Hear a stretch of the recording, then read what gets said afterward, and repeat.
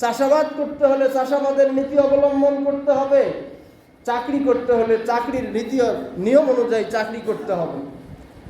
তা যদি করা না হয় তাহলে শুধুমাত্র অনাহার থাকা আর উপোস থাকাটাই হবে। এই রোজা আল্লাহ তাআলা চান না। আল্লাহ তাআলা চান লাআল্লাকুম তাত্তাকুন, যাতে তোমরা তাকওয়া অবলম্বন করতে পারো। তাকওয়া মানে হচ্ছে যে খোদাভীতি অবলম্বন করা, আল্লাহ তাআলার ভয় অন্তরে পয়দা করা। আল্লাহ তাআলার ভয় যার অন্তরে থাকবে সে ব্যক্তি অন্যায় কাজ করার সুযোগ পাওয়ার পরেও সে ব্যক্তি অন্যায় থেকে বিরত থাকে। আর আল্লাহ তাআলার ভয় যার অন্তরের মধ্যে নেই সে ব্যক্তি কি করে? অন্যায় কাজ করার সুযোগ না থাকলেও সুযোগ করে নেওয়ার চেষ্টা করে। বলেন ঠিক কিনা? মুআজ্জাজ হাজরিন, এই জন্য আল্লাহ তাআলা বলেছেন, ইয়া আইয়ুহাল্লাযীনা আমানু কুতিবা আলাইকুমুস সিয়ামু কামা কুতিবা আলাল্লাযীনা মিন ক্বাবলিকুম লাআল্লাকুম তাত্তাকুন। ও আমার ইমানদার বান্দা বান্দিগণ, তোমাদের উপর রোজা ফরজ করা হয়েছে যেমনইভাবে ফরজ করা হয়েছিল তোমাদের পূর্ববর্তীদের উপর, যাতে তোমরা এই রোজার মাধ্যমে তোমরা তাকওয়া অবলম্বন করতে পারো। আর নবী করিম সাল্লাল্লাহু আলাইহি সাল্লাম হাদিসে বলেছেন, আন আবি হুরায়রা রাদিয়াল্লাহু আনহু ক্বাল ক্বালা রাসূলুল্লাহ সাল্লাল্লাহু আলাইহি ওয়াসাল্লাম মান সামা রমাদানা ঈমানান ওয়া ইহতিসাবান গুফিরা লাহু মা তাকাদ্দামা মিন জামবিহি।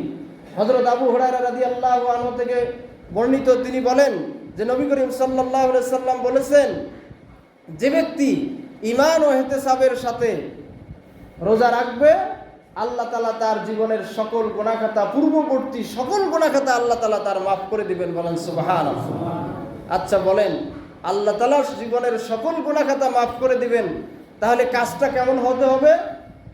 আল্লাহ তাআলা সেই কাজটার শর্ত দিয়েছেন লাআল্লাকুম তাত্তাকুন, যে তোমরা তাকওয়া অবলম্বন করবে।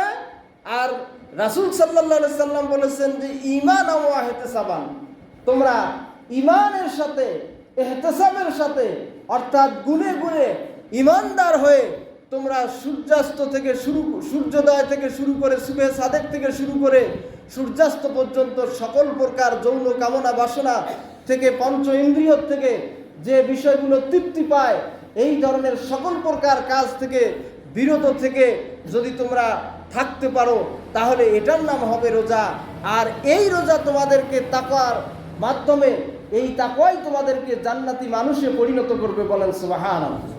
মুআজ্জাজ হাজরিন, এই জন্য আসুন, আর একদিন পরেই আমরা মাহে রমজানের সাথে আমরা সাক্ষাৎ করতে যাচ্ছি। আল্লাহ তাআলা আমাদেরকে সেই রমজানুল মুবারক পর্যন্ত আমাদেরকে নেক হায়াত দান করুন। সকলে বলেন আমিন।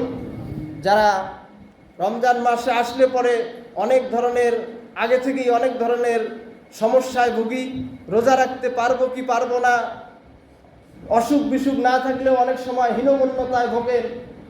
আল্লাহ তাআলা এই রোজা আমাদের জন্য ফরজ করে দিয়েছেন। এই ফরজ রোজা কেউ যদি হেলায় খেলায় অবহেলা করে ইচ্ছাকৃতভাবে এই মাসের একটি রোজা যদি ছেড়ে দেয়, তাহলে সারা জীবন, অন্য মাসে সারা জীবন রোজা করেও এই একটি রোজার কাফারা আদায় হবে না। যদিও শরীয়তে একটা বিধান আছে যে এই মাসের একটি রোজার কাফারা হলো, যদি কেউ ইচ্ছাকৃতভাবে একটি রোজা ছেড়ে দেয় তাহলে অন্য মাসে, রমজান মাসের বাইরে গিয়ে ধারাবাহিকভাবে তাকে 60টি রোজা রাখতে হবে। 59টি রোজা রাখার পরেও যদি সে কোনো ক্রমে 59 দিনের দিন যদি ভেঙে ফেলে, তাহলে আবার তাকে 1 থেকে শুরু করে 60 দিন পর্যন্ত আবার তাকে রোজা রাখতে হবে, অথবা 60 জন মিসকিনকে তৃপ্তি সহকারে খাওয়াইতে হবে। এটা শরীয়তের একটা মাসআলা। কিন্তু আল্লাহর নবী বলেন যে এই রমজান মাসের রোজা থেকে বিরত, মানে ইচ্ছাকৃতভাবে যদি এই রমজান মাসে রোজা কেউ ছেড়ে দেয়, তাহলে সে এমন একটা কাজ করলো যে কুফরি করলো, রোজাকে অস্বীকার করলো। আর এই অস্বীকার করার কারণে, আল্লাহর আইনকে, আল্লাহর বিধানকে অস্বীকার করার কারণে অন্য মাসে সারা জীবন রোজা রাখেও এই একটা রোজার কাফারা সে আদায় করতে পারবে না। বলেন নাউজুবিল্লাহ। সম্মানিত মুসল্লিবৃন্দ, এই জন্য আসুন আমরা সাধ্য থাকতে আল্লাহ তাআলার এই হুকুমকে পালন করার চেষ্টা করি। এই রমজান যাতে আমাদের